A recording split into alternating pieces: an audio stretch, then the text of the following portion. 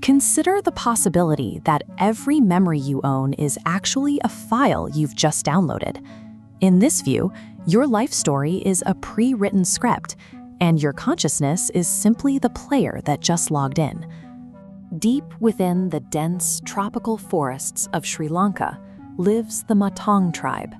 They remain entirely isolated from modern society, protected by a mountain range that few outsiders have ever successfully crossed. Their isolation serves a single purpose. They guard a lineage of knowledge passed directly from an immortal deity. According to their tradition, Lord Hanuman walks among them in physical form exactly once every 41 years.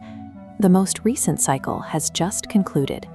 Under the light of 164 carefully placed lamps, the sacred Charna ceremony begins. The tribe gathers in absolute silence as their immortal guru returns to impart new cosmic secrets. Hanuman teaches his disciples by projecting the real, unfolding lives of modern humans, demonstrating how the universe's hidden rules govern their every move. The subject of tonight's lesson is a woman named Anita. She lives in a typical modern city, thousands of miles away from the Sri Lankan mountains. Over the last 5 years, Anita's life has systematically unraveled. After a long struggle, her first child succumbed to a deadly disease. Shortly after, her husband sustained a crippling injury. She sits in a home stripped of furniture, sold off to buy groceries, scrolling her smartphone to figure out how to make baby diapers from old clothes. The thought of suicide plays constantly in her mind. From a divine perspective, Anita's soul is trapped on a bad road. The deities monitoring her situation note that she carries problematic karma, locking her onto a timeline that guarantees a tragic conclusion. This raises a specific mechanical question. Is a doomed destiny a final sentence, or does the architecture of the universe allow for a sudden exit? The universe is a frozen sphere.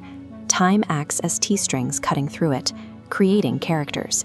Surrounding this is an infinite maze of hollow shunya tunnels. Souls exist here as free-flowing specks of light, attaching to a T-string and sliding along as life plays out. Because the soul operates entirely outside of physical space and time, the worldly trauma, the debt, and the bodily suffering occurring inside the sphere cannot actually touch the core observer. A soul does not choose its human character at random. It is tethered to a specific timeline by a mechanism called the Linga Code. The Linga Code is a signal built from past karma and desires, binding a soul to one specific timeline. But 1,000 parallel lives of Anita play out simultaneously. Her soul is doomed because her signal perfectly matches Anita 728, the timeline ending in suicide. To save her life, the gods do not need to alter the physical universe. They just need her soul to change the channel. Back on Earth, the crisis reaches its peak. In the middle of a supermarket, overwhelmed by the inability to afford basic necessities, Anita collapses onto the floor in a total emotional breakdown. The total exhaustion forces a mechanical shift. For a split second, her soul pulls away, separating from her character's physical mind. She watches the woman crying on the floor and realizes the embarrassment, the poverty, and the victimhood belong exclusively to the character named Anita. She is merely a spectator. This sudden spark of detached awareness is exactly what Lord Hanuman was waiting for.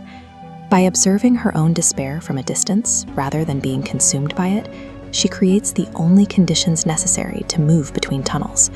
That brief moment of realization alters her awareness setting, a value in the soul's code that determines how closely it identifies with the character. This shift in awareness rewrites the signal of her Linga Code.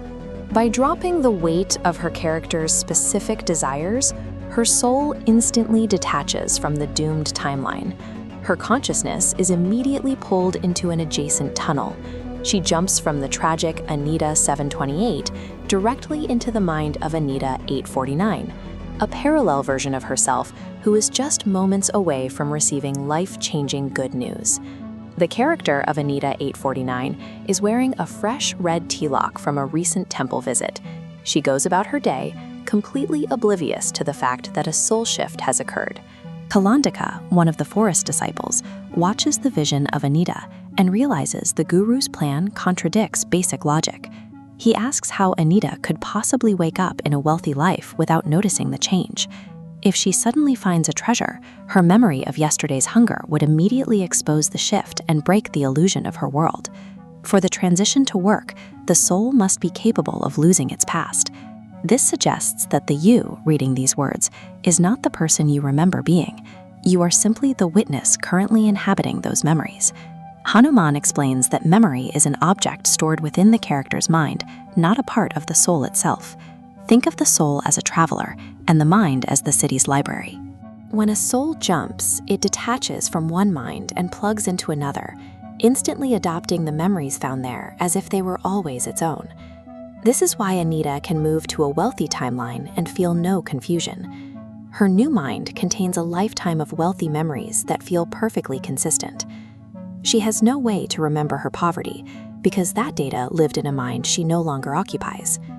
The soul is a witness carrying no luggage. It moves from character to character, leaving every history behind at the moment of departure.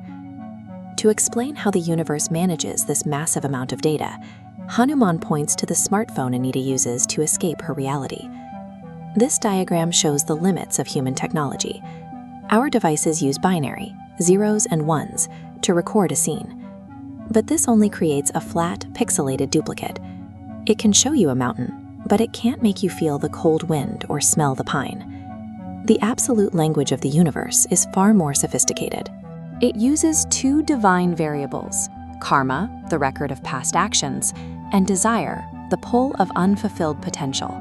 These variables weave into a unique data sequence called the Linga Code. Possessing the Linga Code for a specific moment gives the soul entry into the original scene within space-time. This isn't a recording you watch, it is a reality you inhabit.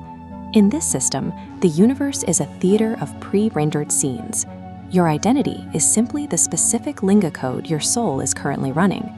As the disciples watch Anita's soul migrate, they notice that her level of attachment to the character fluctuates. Hanuman identifies this value as the awareness setting, the metric that determines how much the soul identifies with the character's drama. When this setting is low, the soul becomes trapped. It becomes so entangled in the character's script that it genuinely believes it is the one suffering or succeeding, losing sight of its own light.